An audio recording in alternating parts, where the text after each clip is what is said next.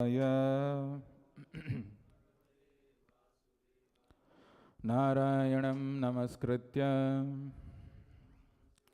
Naram Chaiva Narottamam Devim Saraswatim Vyasam Tato Jayamudiraye Nashtaprayeshu Abhadreshu Nityam Bhagavata Sevaya Bhagavati Uttama Shloke Bhaktir Bhavati Naishtiki. So, today is the most auspicious appearance day of Lord Sri Ramachandra, and I would talk about Lord Ram. So I thought of a verse, but since we are a little late, we will not chant that verse. We will directly go into the pastimes and the understanding the importance and the significance of the festival.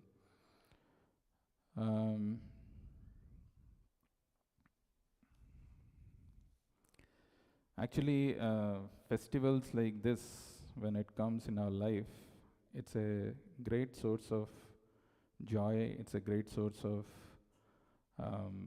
rejuvenating ourselves and instilling our faiths in these words of Krishna, right, in these words of scriptures. Before we start and proceed further, let me ask this question, which I usually like asking little questions here and there. Can you tell me one reason why we do what we do?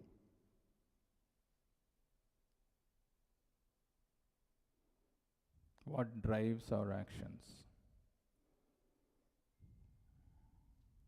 Desire. Desire. Okay. Anything else? Need for power. Satisfaction. Fame.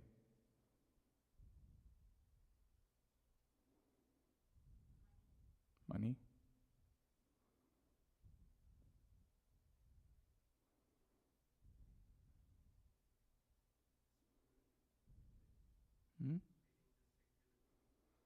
Security.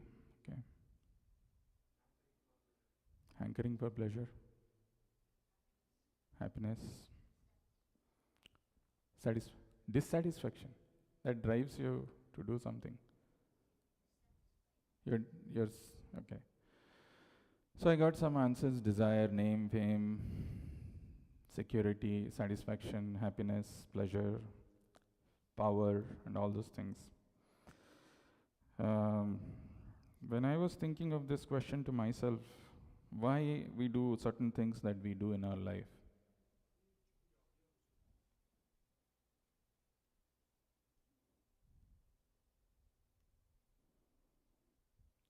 Can you hear me?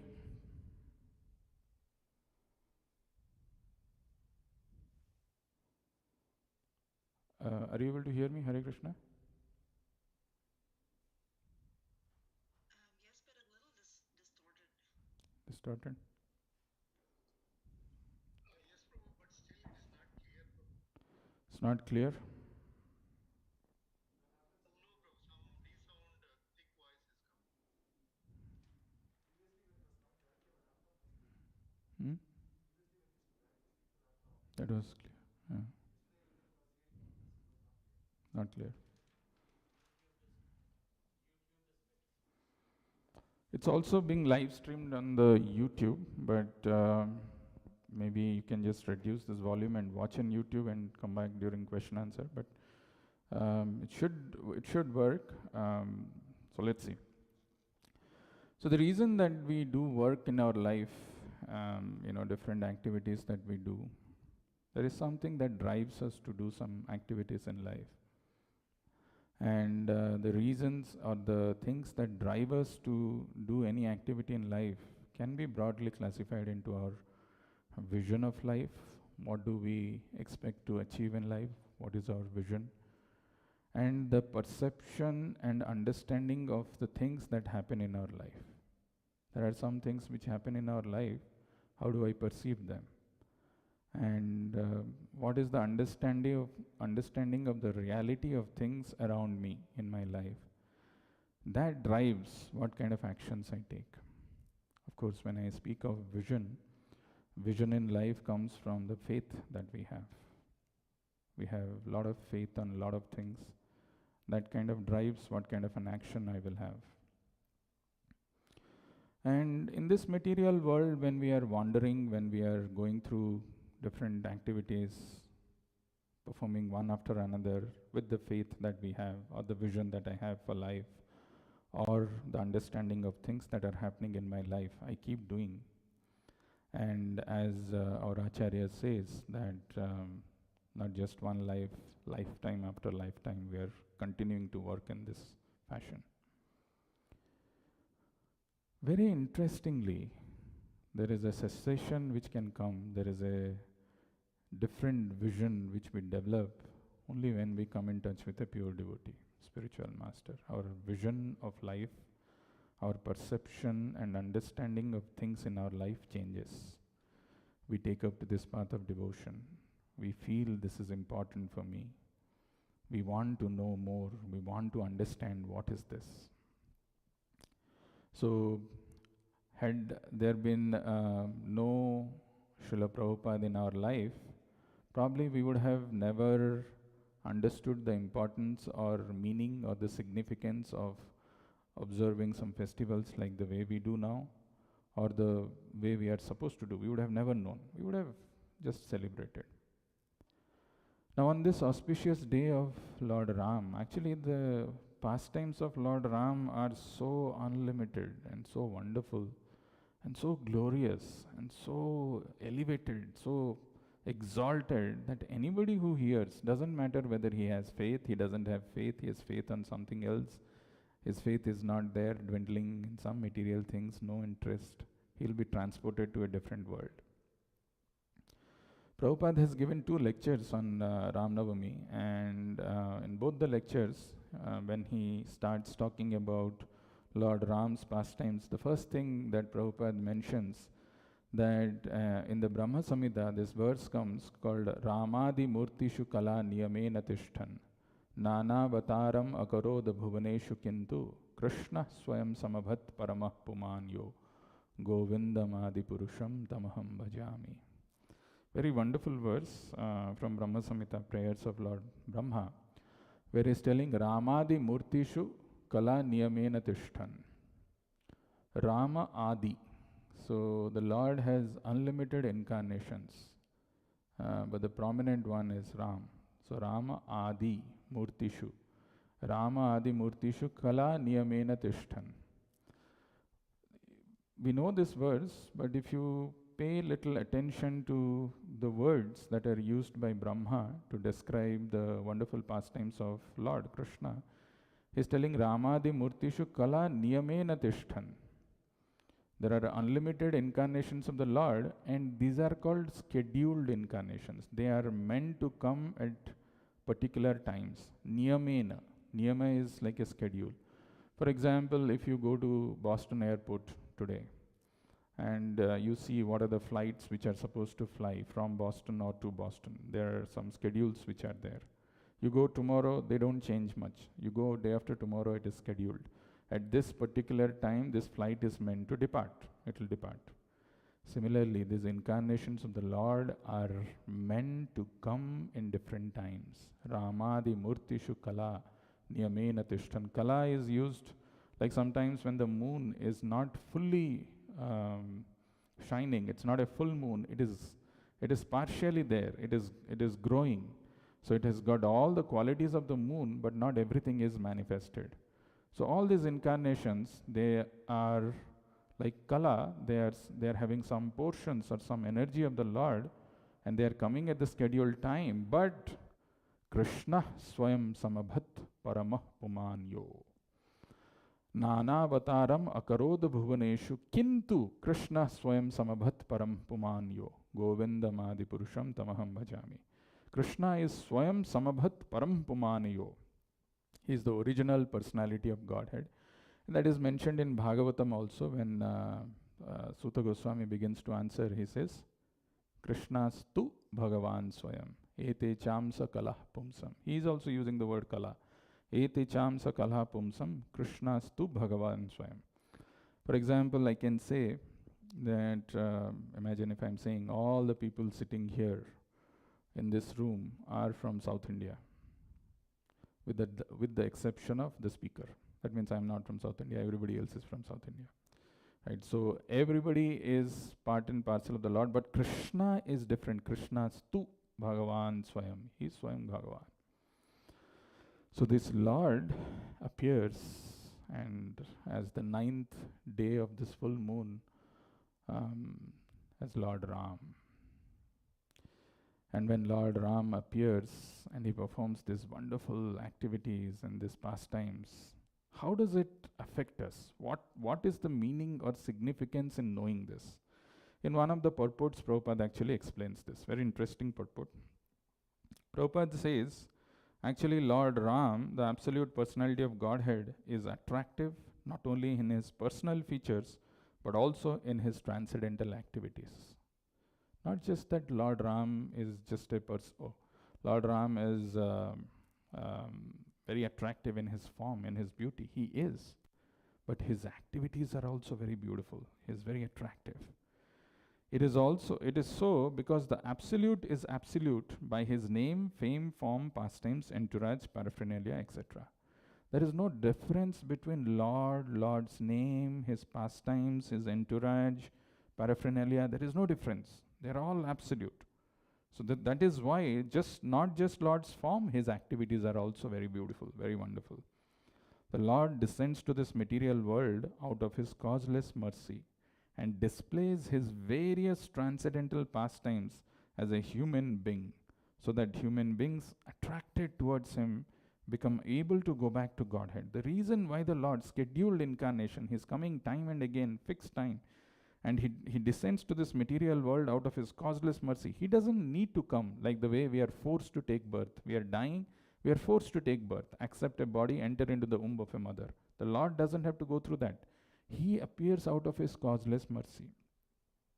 The Lord descends to this material world out of his causeless mercy and display his various transcendental pastimes as a human being, so that human beings attracted towards him become able to go back to Godhead. Men are naturally apt to hear histories and narrations of various personalities performing mundane activities without knowing that by such association one simply wastes valuable time and also becomes addicted to the 3 qualities of mundane nature. It's a very important thing. We are naturally attracted. Now there is something happening in Ukraine. Even if we are not consciously following these things, we want to know what happened, how many days are over, how is Russia doing this attack, or some important personalities, we want to know more about them, the histories. Men are naturally apt to hear histories and narrations of various personalities performing mundane activities without knowing that by such association one simply wastes valuable time and also becomes addicted to the 3 qualities of mundane nature. We become addicted to material modes of nature. This is the clue now, instead of wasting time, one can get spiritual success by turning his attention to the transcendental pastimes of the Lord. Instead of hearing these mundane pastimes, mundane activities of a mundane person, when we turn our attention to the transcendental pastimes of the Lord, then instead of wasting time, we can get spiritual success by turning his attention to the transcendental pastimes of the Lord. By hearing the narration of the pastimes of the Lord, one contacts directly the personality of Godhead, because the Lord is absolute. When you are hearing his pastimes, which is the easiest way of understanding, you are directly coming in touch with the Lord, because it is non-different. And as explained here, by hearing about the personality of Godhead, from within all accumulated sins of the mundane creature are cleared.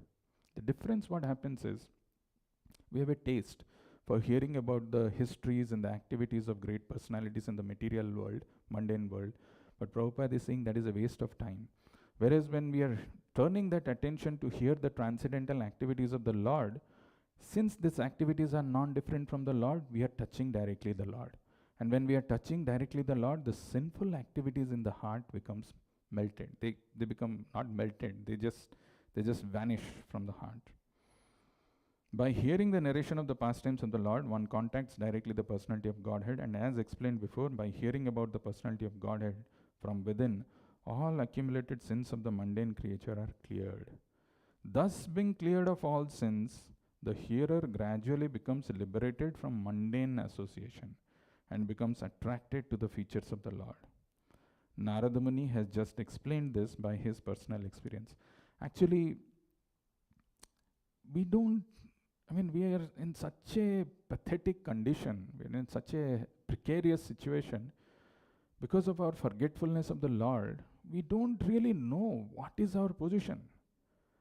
That's why I started asking, why we do certain activities.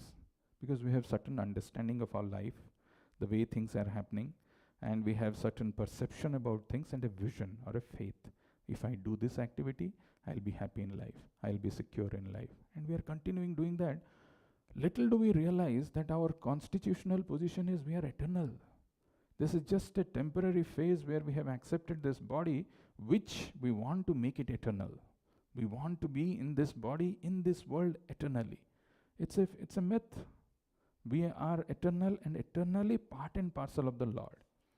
When we understand that, Sarvopadhi binirmuktam tat paratvena nirmalam rishikena rishikesha sevanam bhaktiruchyate. All these designations, I am a software engineer, I am a father, I am a mother, these are all designations. Just because in this body I've been given certain things, I accept, I identify myself with all these designations. Sarvopadhi binirmuktam tat paratvena nirmalam. In constitutional position, soul is eternal, it's pure, nirmalam. One comes to that state, rishikena rishikesha sevanam. He naturally engages in devotional service of the Lord. And when he naturally engages in the devotional service of the Lord, automatically things change in life. So, one very interesting thing which Prabhupada mentions in this purport, which I loved it so much, one can attain to the highest perfection of life simply by attentive hearing of the transcendental pastimes of the Lord from the right sources, as Sri Narada Muni heard. One can attain to the highest perfection of life simply by attentive hearing of the transcendental pastimes of the Lord. And what a great opportunity Prabhupada has created. He has given these wonderful literatures, and these pastimes are so attractive, so nice. They can capture the attention of the dull-headed Jadadhiya. Like yesterday we were seeing the people who have got animalistic consciousness, they can get captured towards the Lord. Otherwise, for a person to develop attraction for the Lord is impossible, because he's put into a situation where he's forgetful of his nature and he's thinking there is happiness in this material world, and trying unlimitedly in different ways, in different bodies, in different lives, and continuing this struggle eternally, perpetually. That's why the Lord appears and does wonderful pastimes. Next half an hour or so, we will speak about Lord Ram, and as I said, it's just so wonderful. But before I do, I just started the premise of faith, and often people say that you people always chant Hare Krishna, Hare Rama, as if there is nothing else to do in life. Why do you do such things? Isn't it some kind of a blind faith? I just wanted to touch upon that and then go to the pastimes of Lord Ram. Very interestingly, we all quote this verse from Bhagavad Gita. Not exactly from Bhagavad Gita, but 2.41, where Prabhupada says this, Vyavasayatmika buddhi ekeha kurunandana bahusakhahi anantascha buddhayo abhyavasayana. In the purport of that verse, Prabhupada quotes the Chaitanya Charitamrita verse, Shraddha sabde viswasa kahe sudrudha nishchay. Krishna bhakti kaile sarva karma kritta hoy. That verse, actually it is there in Chaitanya Charitamrita, you can read the purport of that. Beautiful verse actually. Shraddha sabde viswasa kahe sudrudha nishchaya. Word viswasa is translated by Prabhupada in the word-to-word meaning as confidence.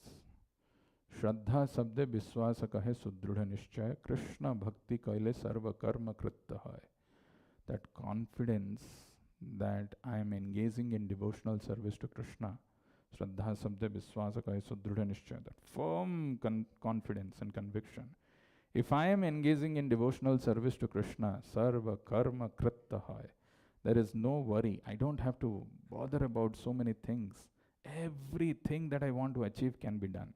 Let's understand this verse a little bit. I was just meditating on that verse for a long time. Imagine you are traveling to Chennai tomorrow with all your family members. They're all waiting. It's been a long time. He's feeling sleepy. Somehow you've woken him up in the morning and you are all there in the airport, and the security check-in is done.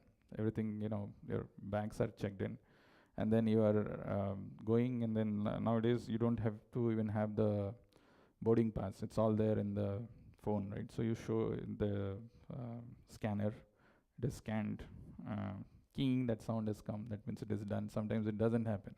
You have to do multiple times. We were having some struggle. And then in that narrow path you've gone and you have entered the flight, and there are two air hostesses welcoming you, greeting you. This way, sir. They want to see your boarding pass and they want to guide you. Okay, this way, sir. But before you follow their direction, you say, stop. So people who are there behind you, you've stopped them. You're not proceeding further. They are looking, what is it? You want to say, I want to know the license. I want to check the license of the pilot. I don't know. I'm going to travel. They are going to, I'm going to fly with them. Not having full confidence. I want to check that first.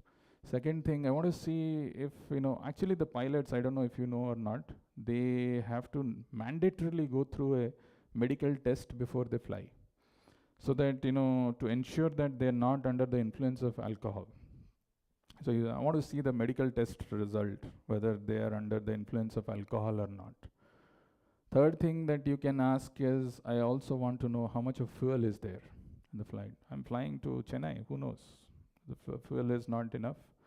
What if, you drop me at Dubai and, go? 3 questions, if you answer, then only I'll go. People are waiting there. And questions are valid. But is there anybody in this world who has done this? I don't know. I can't say really. We don't question these things. We put our faith in that. Moment I have boarded, I know, the pilot is trained, is licensed, he knows how to drive. Or probably nobody asks, has this pilot, is there any history of any accidents? Nobody asks that. Actually, there cannot be a history of accidents. Only in person can survive if there is an accident with motor car or bike. Flight, if there is an accident, that's all, it's over. So nobody questions these things, and we go and sit in the flight. But when it comes to the path of spirituality, when it comes to the path of taking the words of the Supreme Lord seriously, we have doubts. Let me ask this question.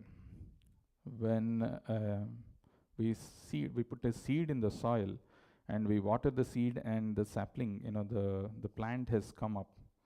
Now, somebody may come and say that, well, let me take care of the leaves nicely. The leaves are looking so tender, so nice. Let me take care of the branch nicely. I'll just water this portion and go.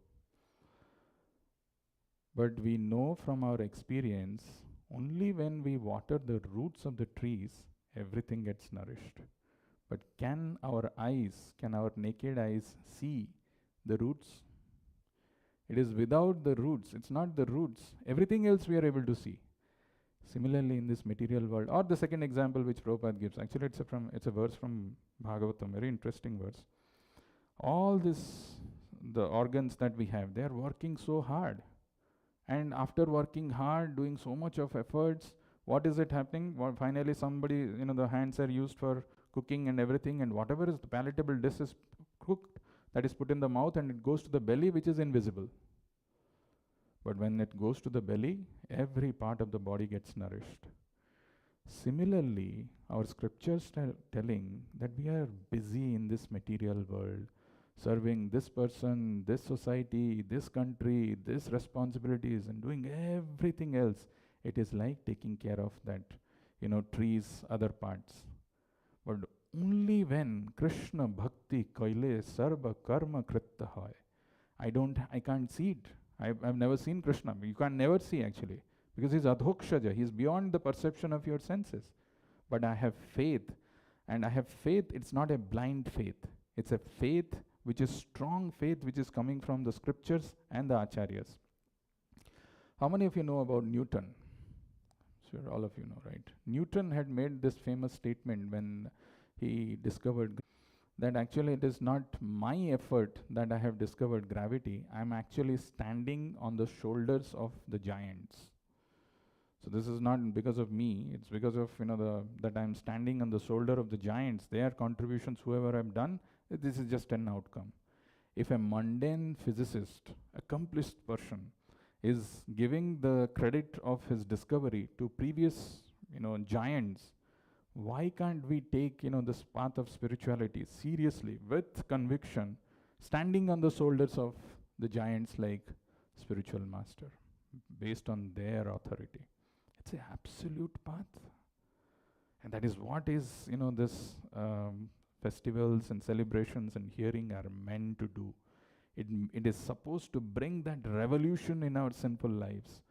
Tad bhag visargo janatagha viplavo yasmin pratishlokam abadhavati api namani anantasya yasho ankitani yat shrinvanti gayanti grinanti sadhava. Tad bhag visargo janatagha viplava. Sinfully living life for many generations, we have accepted it. But these words, when it comes from the mouth of a spiritual master, it brings revolution. Bhagavad Gita also says, Esam to antagatam papam jananam punyakarmanam te dvanda moha nirmukta bhajante mam dridhabrata. Yesham to antagatam papam, the sinful activities have to come to an end. To be able to experience, to be able to realize, to be able to appreciate and be part of this, transcendental bliss, one has to bring an end to this.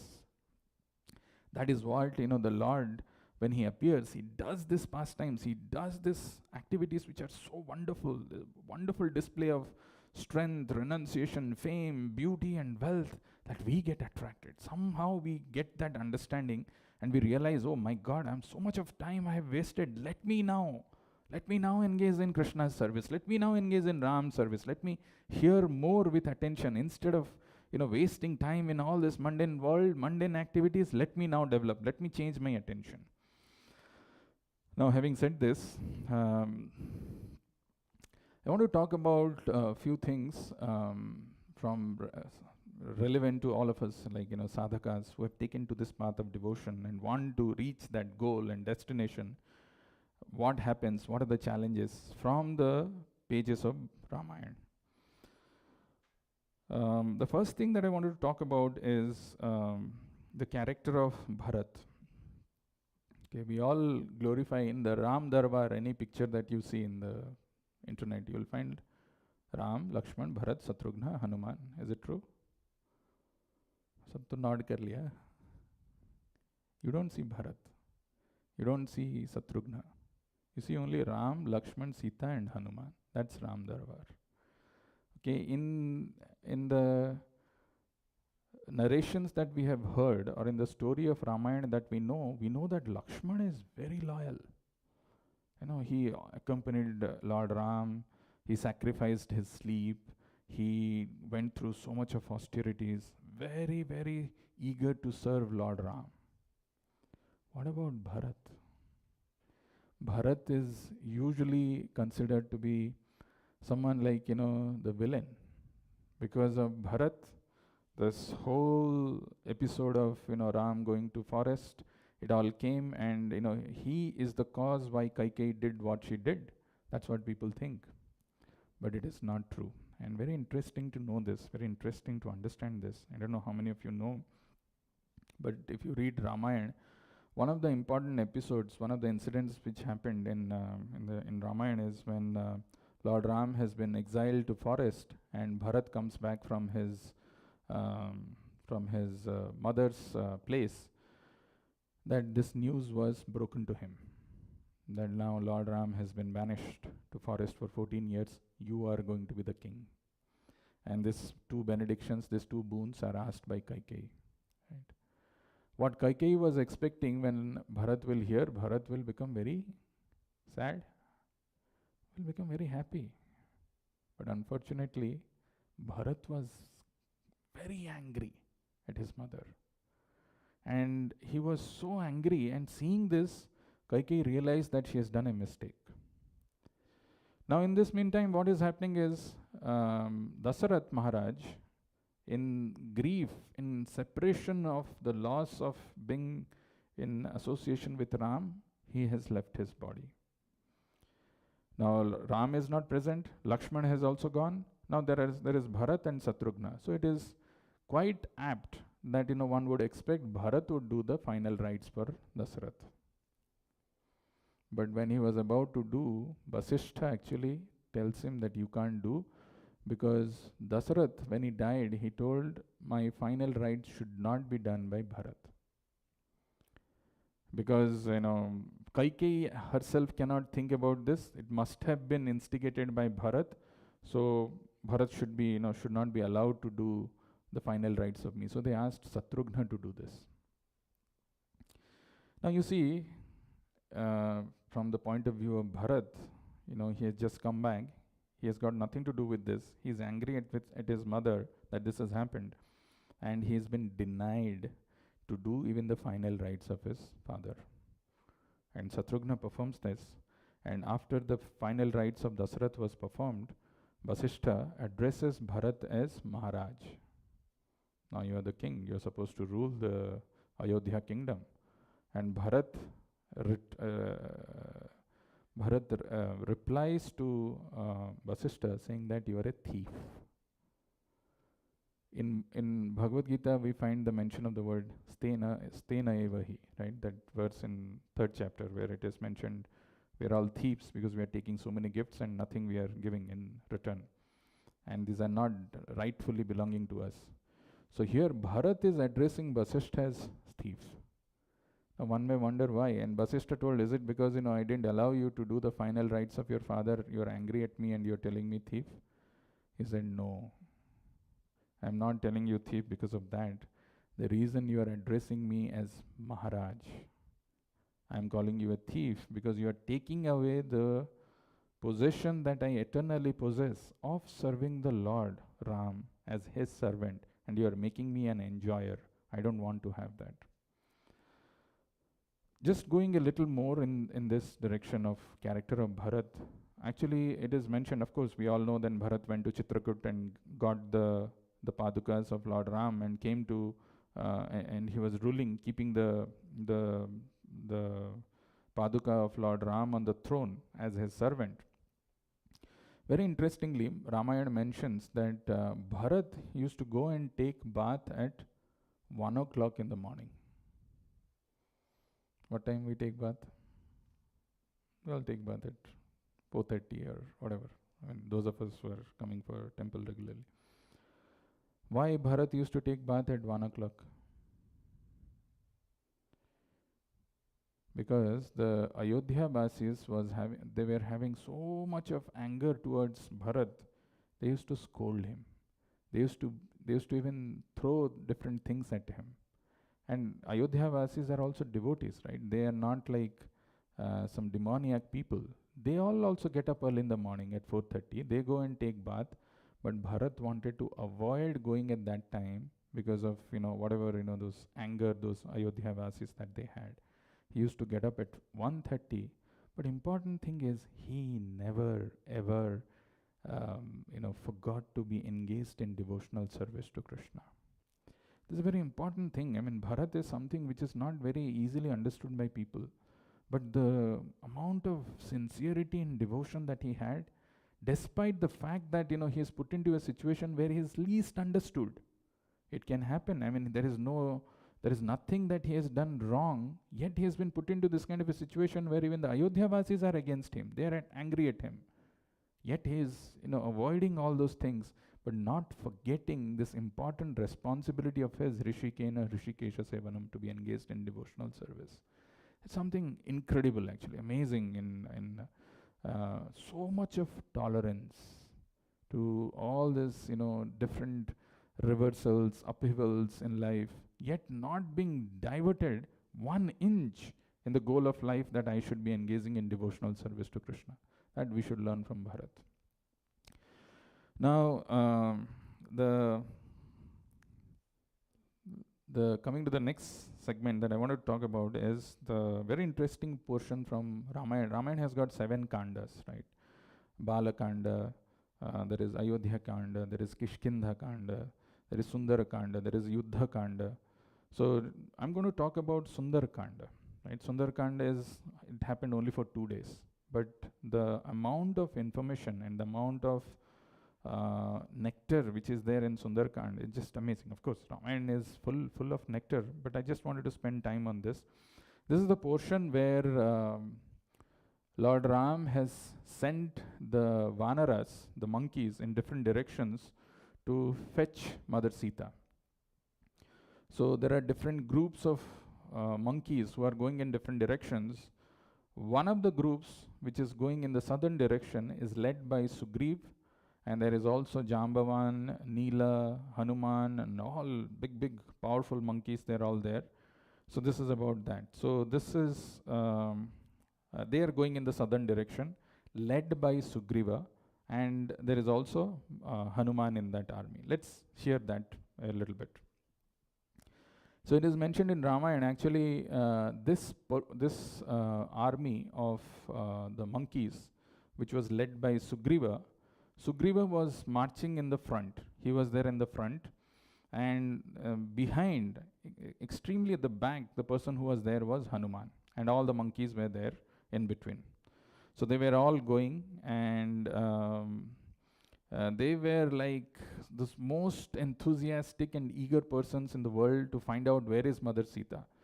For 2 months, they have been traveling, and they have been going and exploring every single forest, every single tree, every single cave. They were just doing, going full out. And after 2 months, when they didn't get any success, they were all sad, and they were all morose, and they were all having doubts whether they will be able to ever get Mother Sita. So our acharyas, they comment that this is like all of us taking up to this process of devotion. At the beginning, we are all enthusiastic, charged up and geared up, and then we want to take up, malas are just going like this, we're chanting, what else is there, Prabhu, tell me, I'm ready to do. But that utsaha, that enthusiasm sometimes dies down. It happens for various reasons, because as it is mentioned in Ramayana, they all entered into the forest of doubts. There is a forest where there is a forest of doubts, and actually as I told, the army was led by Sugriva, and Hanuman was at the back, and as per Ramayana, Sugriva represents intelligence, and Hanuman represents faith. So the faith should be there at the back, because if there is a wind which is blowing from the front, it may not allow you to travel smoothly, but if the wind is blowing from the back, then it allows you to move, march ahead. So Sugriva was leading. Sugriva is son of Sugriva. Sorry, I'm saying Sugriva, so it's my mistake. It's Angad. It's son of Bali. Bali's son. So Angad was leading, and Angad was at the front, and Hanuman was at the back. And then they entered this forest of doubts, and they were all tired and exhausted, and they were having doubts, and they were feeling that there's a lot of heat. Now, should we proceed further or not? And this kind of doubts are going on. In that moment, there was one monkey who was unaffected.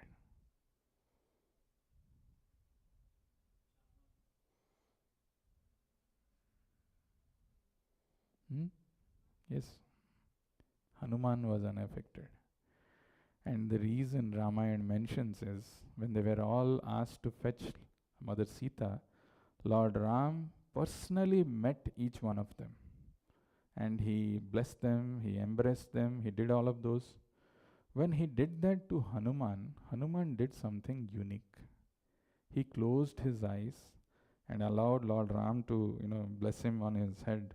And he was absorbed in that blessing of Lord Ram. And that absorption was so intense and so strong that when he was going in this expedition, when he was going in this discovery, he was always feeling the cooling the cooling, what do you call, the cool blessings of Lord Ram because of the touch that he experienced. So one of the things that we have to remember from this small incident is that, in our life also, when we come in touch with spiritual things, when we are chanting, we also experience, we get those blessings from devotees, from spiritual master, from the Lord, we experience those. But if we are not conscious of it, if we are not mindful of those things, then it is like those other monkeys who also came in touch with Lord Ram, yet they were feeling the heat, the the the tiredness or the exhaustion. It can happen to us like that. Very important to count or to experience those and being absorbed in those blessings. It helps, as it helped in the case of Hanuman. They entered into this forest of doubts, and there was a cave which was very dark. Now, at that point in time, intelligence, represented by Angad, he said, I can't enter into this. This is looking too dark. I'm fearful of it. But Hanuman, when he was asked, he had no fear. He entered into inside that, and catching the tail of Hanuman, there was another monkey who entered. Then catching his tail, another monkey entered, and like that, the entire monkey army entered into that. Right. So this, many times in our life also, some of the things you cannot explain by intelligence. Your intelligence is so dull, jadadhiya, to understand the transcendental Lord is impossible. But when it is led by faith, let me do it with some good faith. When somebody enters, some huge discovery happens in life. And that's what happened exactly when they entered into that. They found that there was a lady who was seated in meditation, and her name was what's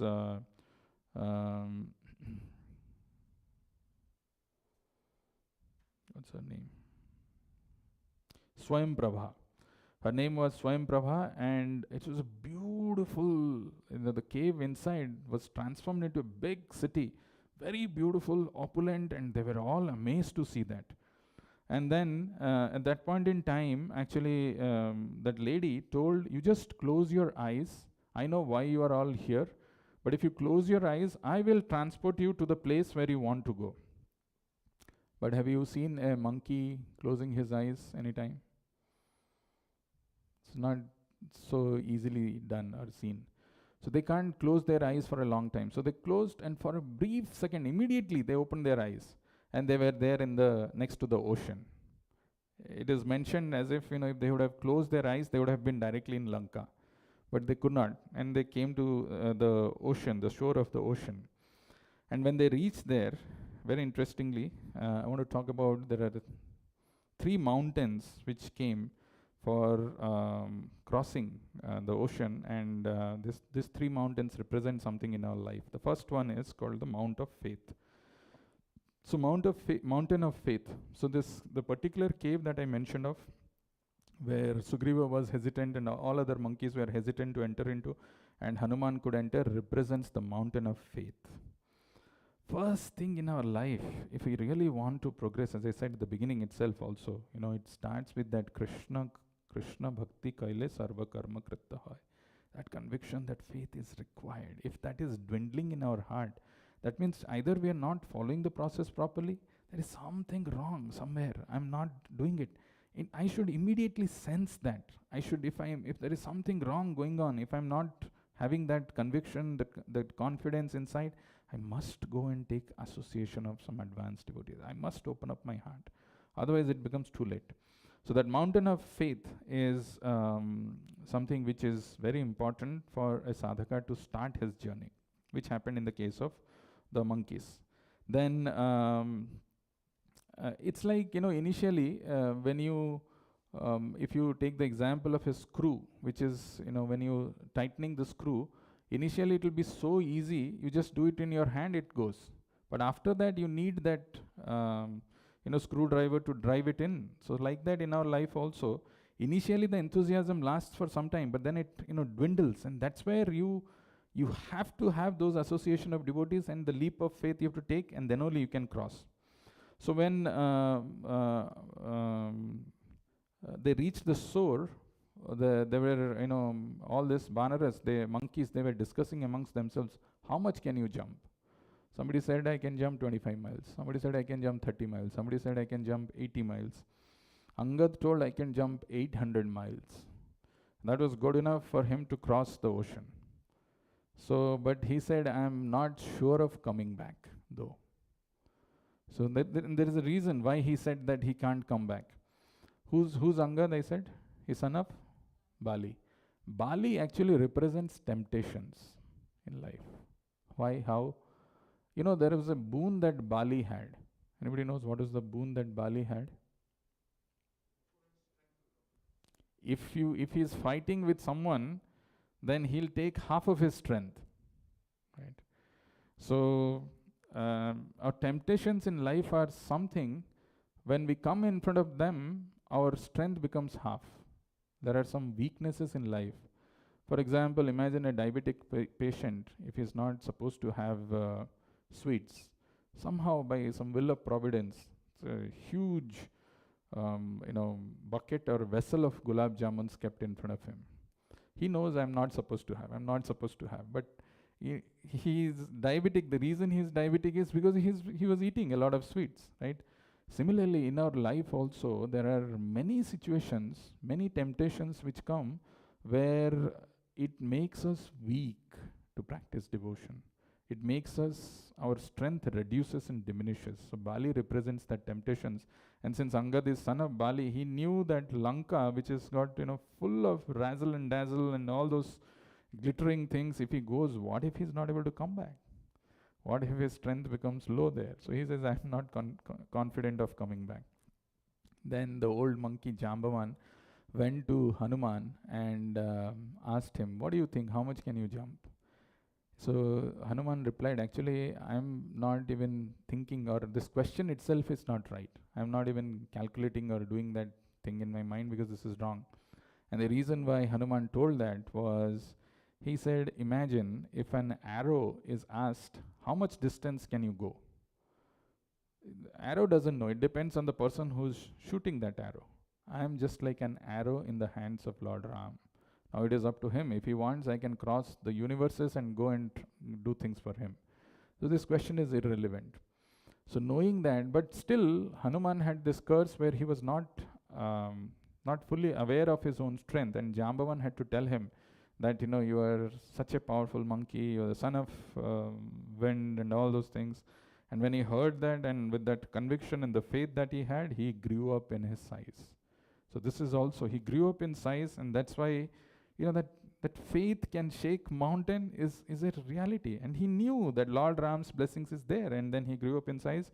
But interestingly, all the monkeys at that point in time, they were not thinking, how this person could transform like this. He was one amongst them, and now he has become so big.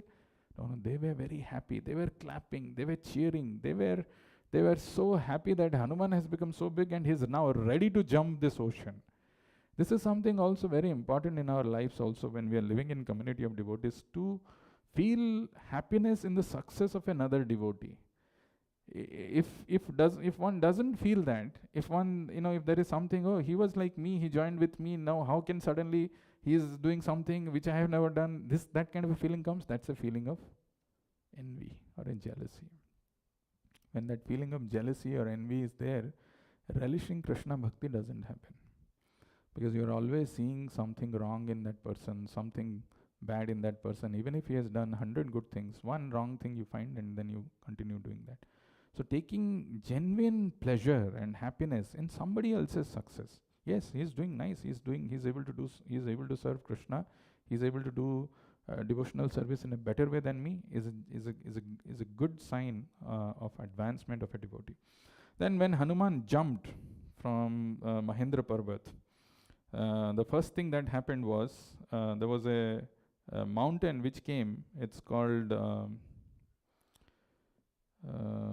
didn't write the name. Okay, it starts with M. Anybody knows? There was a mountain which came first. It came up, and this mountain was actually sent by the Sagara itself. Like, the ocean itself had sent that, Maneka or something. And it came out, so like, in our scriptures it is mentioned all these mountains are also personalities, and it requested Hanuman For last 2 months, you have not eaten anything, you have not slept, and you are going on this difficult mission. Why don't you just stay here for some time? Why didn't you rest here for some time? I'll massage, I'll give you some juices and fruits and all. You gather your strength, and then you go. What did Hanuman say? Yes, yeah, I've been waiting, my God, it's so difficult, 2 months. क्या हो रहा है पता नहीं क्या होने वाला है. Let me just lie down and take little rest. Then I'll continue. No. Hanuman said, till the mission of my Lord is not complete, I can't take rest. Actually, these are all very small things, but very important if we pay attention. We also feel we deserve so much of rest. Rest means material comforts. I did so many things. I have been working hard. I've been doing all these things. I deserve this rest, right? That sense of complacency, which affects our determination to be engaged in devotional service of the Lord. All these small things in our life, we can learn a lot if we meditate. Hanuman didn't stop there. He continued his journey. He paid obeisances for the offering, whatever you are offering, thank you very much, but I can't take this, and he proceeds further. This mountain which came out is the second mountain. The first one was mountain of faith, and this mountain is called the mountain of thoughts. When there are allurements, when there are temptations in life, which is trying to tell you that be little, calm down, go a little slowly. Somebody asks, why are you chanting 8 rounds? Oh, how old are 11 years and they're saying 8 rounds? It's too early. Wait. Slowly karna hai. Bahut time pada hai. These are those kind of thoughts. If not outside world, even our mind gives those kind of justifications. Why so soon? अभी सो जाते हैं. कितना Sunday है, जाएंगे अभी थोड़ा आज rest लेते हैं. ठीक है, रामनवमी ये नहीं हुआ, नेक्स्ट ईयर आ जाएंगे. क्या है, रामनवमी थोड़ी भाग रहा है. That kind of a feeling comes. But when somebody has got lofty thoughts, mountain of thought, when he has got sufficient contemplation, when he has done sufficient rumination on these scriptural things and the words of the spiritual master, can he overcome these temptations? So then Hanuman continued his journey, and then it is mentioned actually this ocean, which is gigantic and huge, is compared with Deha Abhimana. Deha Abhimana is, everybody has got Deha, has got this body, but Abhimana is that, I look so beautiful in this body. Doesn't matter you are the ugliest person in the world, you have been ascribed, but even you stand in front of the, whoever you may be, right? And we want to give maximum comfort to this body. That's called Deha Abhimana. That's the huge ocean. One has to overcome that. So Hanuman continues, and the mountain is actually called Mainak. I was not able to get that. Yeah, it's the Mainak. And then comes the next Rakshasi, whose name is Surasa. Surasa is, anybody knows who's Surasa? Yeah.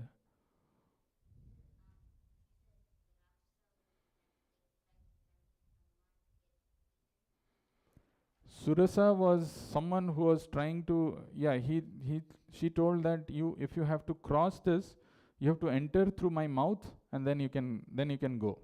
Unless you enter my mouth, you can't actually proceed. So she sewed her mouth, big mouth. So Hanuman also became huge. He said, what are you trying to gulp me? I mean, I am so huge. So Hanuman, when he expanded and showed his size, the demoness also showed her size. So it was going on for a long time, and Hanuman is expanding, she is also expanding. Hanuman is expanding, she is also expanding. Finally, Hanuman, what he did was, he became like a mosquito, entered in the mouth and came out of it.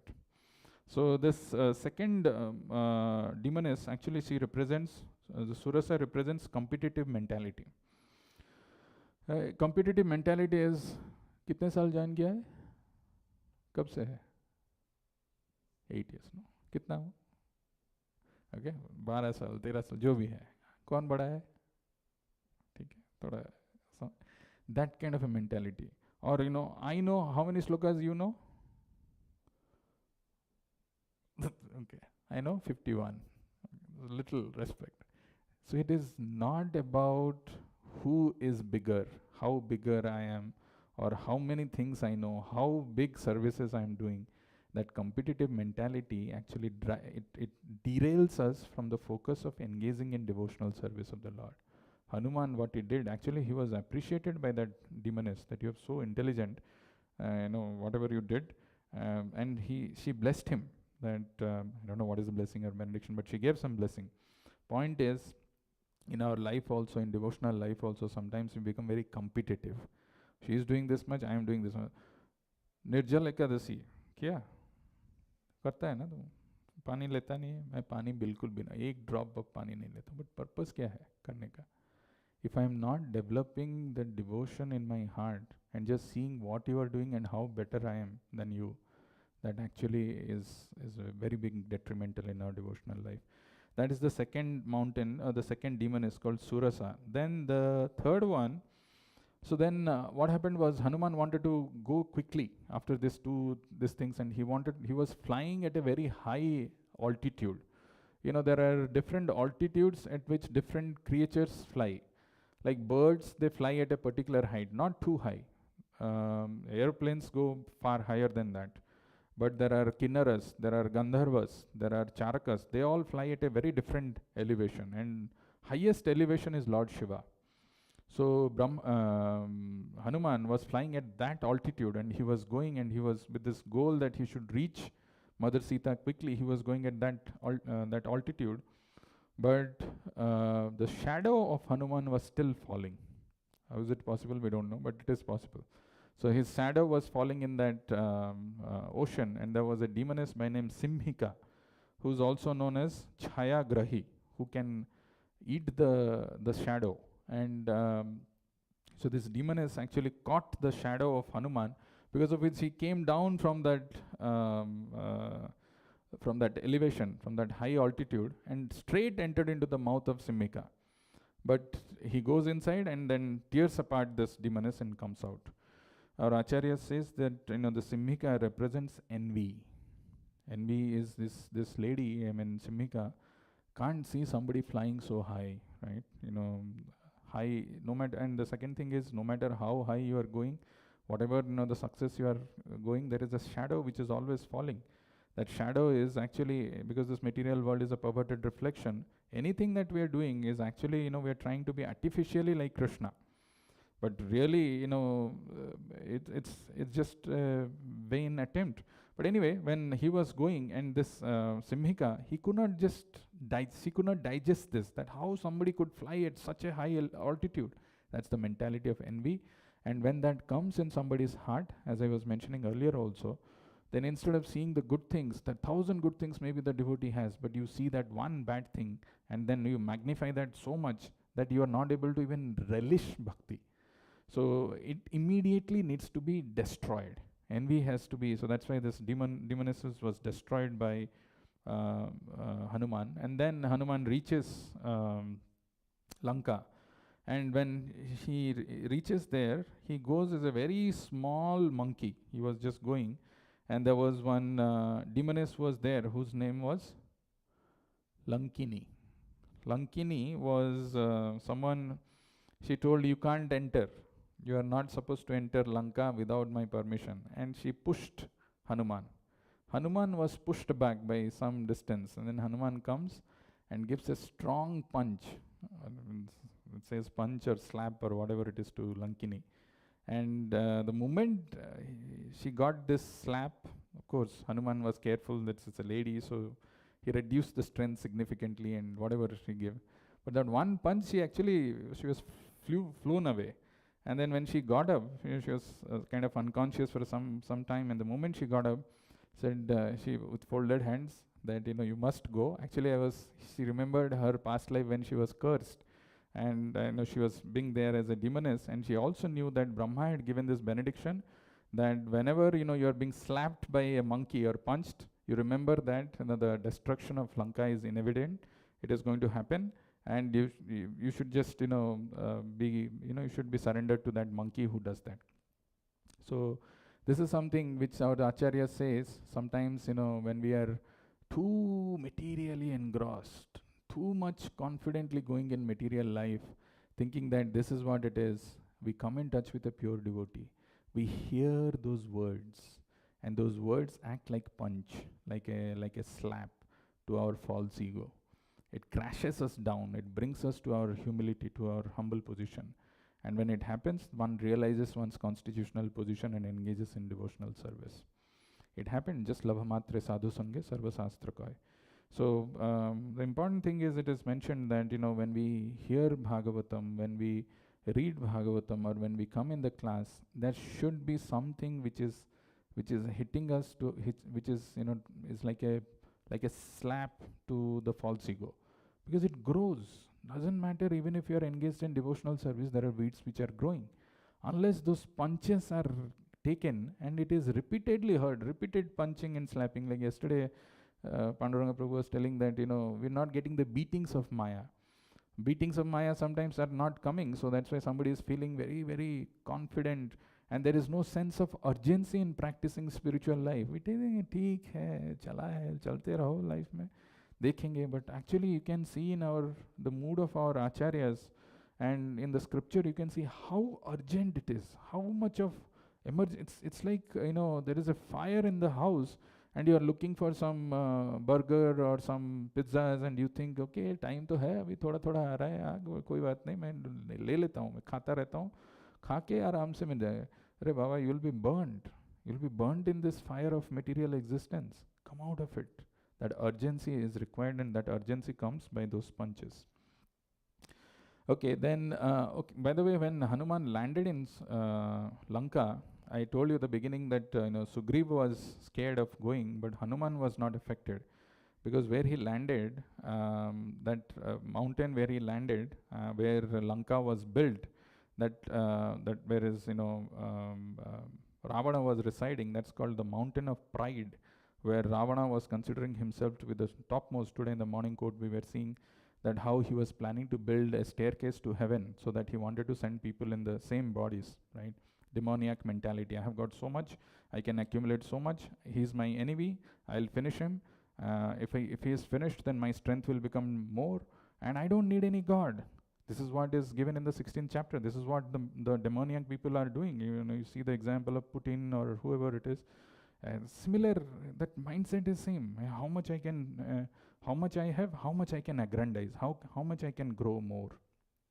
So that represents the pride. And Hanuman, since he was possessing this invaluable gift called renunciation, he was not affected by the razzle and dazzle of Lanka. He was not affected by the mountain of pride. He was deeply renounced. He was deeply detached from this material world, which is another thing which is necessary for a sadhaka when he is practicing devotion. And that is how he entered, and then there are so many things which happened.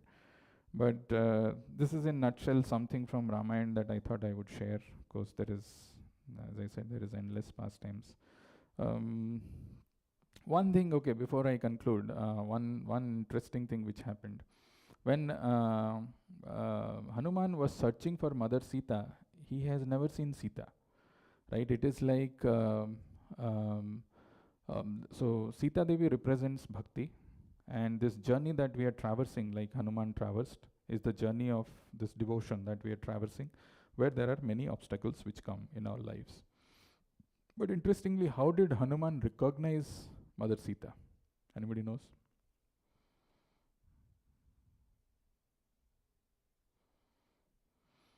So it is mentioned when Hanuman went to Lanka, he was not knowing that Sita is there in Ashok Vatika under a tree or something. He was going through different palaces, different rooms and things like that. So many women and so many wives that Ravana had, and he saw Mandodari first. And Mandodari was having so many jewelries, and she was sleeping on a beautiful bed, and for the first time, probably Hanuman thought maybe this is Sita. But then, and she felt happy that, okay, now I have found, okay, mera mission accomplished. I have seen this is Sita, and done. He was thinking to himself.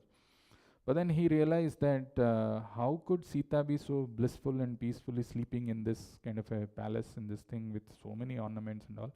I must be wrong. Then he goes, and then he finds that there is this Ashoka Vatika, there was a tree, and the tree was having golden effulgence. So he thought, my God, this tree is some special tree, and he goes actually, and then he sees that the effulgence is coming from Mother Sita, not from the tree. And the moment he sees Sita, actually he bows down, and the feelings that he had, that this must be Mother Sita. How did he recognize? Ramayana mentions actually Sita was looking like Lord Ram. Sita's face was looking like Lord Ram, because she had got the Sarupya Mukti already, staying in Lord Ram's association and absorbing in Lord Ram's thoughts. She had got those, the face was looking like Lord Ram, and Hanuman bows down, and then things happen. But what I'm trying to say is, sometimes this material things, as I said, material world is a perverted reflection. When he saw Mandodari, there was an excitement. There was a sense of, there was a sense of agitation. But when he saw Mother Sita, he was calm, he was sober. So spiritual energy, when we come in touch, it doesn't, unnecessarily stimulate us. It doesn't agitate us. It calms us down, it sobers us. Whereas material energy, when we come in touch with, it agitates or it disturbs. I'll stop here and see if you have any questions or comments. Shri Ramachandra Bhagavan ki, Ram Navami Maha Mahotsav ki. Any question?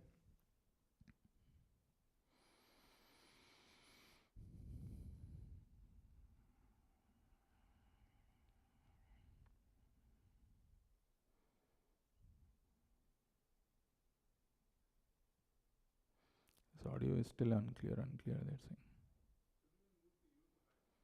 Okay.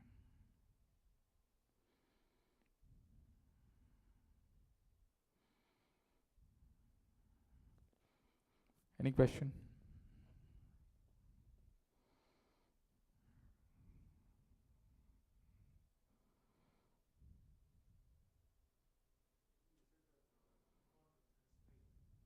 Hmm.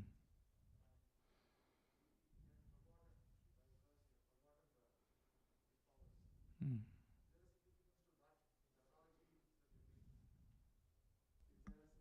Significance to the fact that he has forgotten who he was. Not that it is mentioned, but you can always draw some parallels that we are actually Krishna's part and parcel. But we've forgotten that identity, and we are identifying ourselves with this material world. So you need someone like Jambavan, a spiritual master, to tell who you are. What is your constitutional position? That you don't belong to this temporary material world, and that kind of awakening helps one to understand one's position.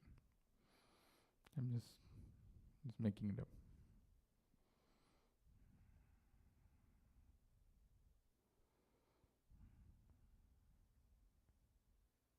Hare Krishna, Prabhu. Prabhu, you mentioned about faith, developing full faith. But in an age where we see, especially people who are starting off may think that there is so much misuse of authority or power or even spiritual in the name of spirituality. So, how can one develop that firm faith or trust? Yeah, so you don't need firm faith to start with. But at the same time, you also need to know that this is not blind faith. Because as I told, the fact that when the plant is being watered and I'm not seeing the roots, there is an experiential thing that you can see that the plant is getting nourished. Right? So right now, I don't know that the plant can get nourished by watering the roots. But I can count on the experience of others. That is what is the standing on the shoulders of the giants, right? Standing on the shoulders of the spiritual masters. So when we do that, when we start with that little faith on this, not on some blind things, on the giants' shoulders, we progress, we start our journey. And then, there is Adau Shraddha, Hatha Sadhu Sangha Tatha Bhajana Kriya. It comes to Nishtha. When it comes to Nishtha, then it takes care of it. But till the time you reach Nishtha, there are challenges, there are ups and downs. And one key important thing there is Sadhu Sangha. and bhajana kriya. One has to be very, very strong in bhajana kriya, following the rules and regulations of the spiritual master. If we don't follow, if we are not, that's why sadhana bhakti means doing things which you may not like. Getting up early in the morning is an austerity. Chanting the names of the Lord is an austerity. So when we do that sincerely, today we are fasting till sunset, is an austerity. But all these austerities when we do, when we are following the rules and regulations, that we advance in our spiritual life. Long back when I used to go to gym, right, the initial days, the gym instructor will say that you do, some dumbbells, which is, let's say, some 500 gram. Now, if anybody goes 500 gram dumbbell is nothing, right? You can just do it like this. And you may think it's just waste of my time. I'm paying so much of money. And you go and you see there are people who are like Hercules and Atlas, who are doing all kinds of things with big, big dumbbells, sweating out really. You feel I should also do and should also become like them. In case you start lifting something big, if you have not done, I have done. I thought 500 gram, maybe he doesn't know is this. Let me do some bigger things. So you start doing big things. And what it happens is you may do it at that point in time. After that, you will never be able to come to the gym because it becomes so sore.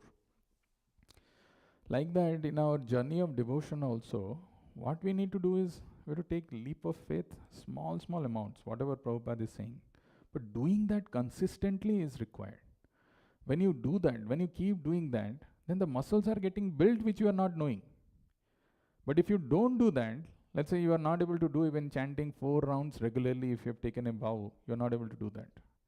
Then, it is just, muscles are not even getting built. There is no question of it. And or if you are trying to do something extra, lot of extra things, which out of Joes you do it, but you are not able to sustain it. So that is why to start with, you need small faith that yes, this is the right process. I must do this.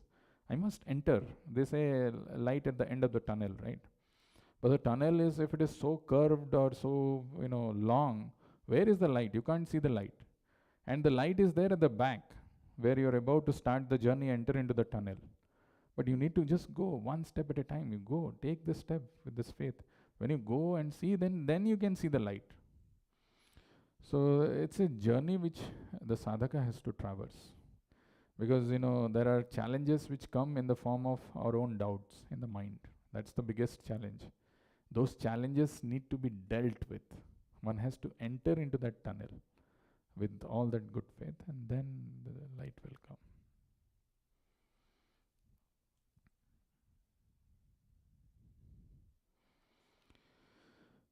Any other question?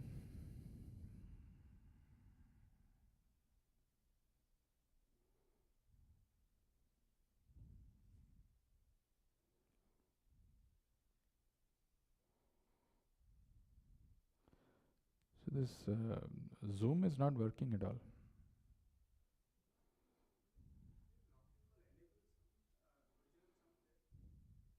Original sound on.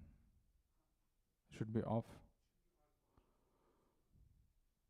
I didn't know. Original sound on.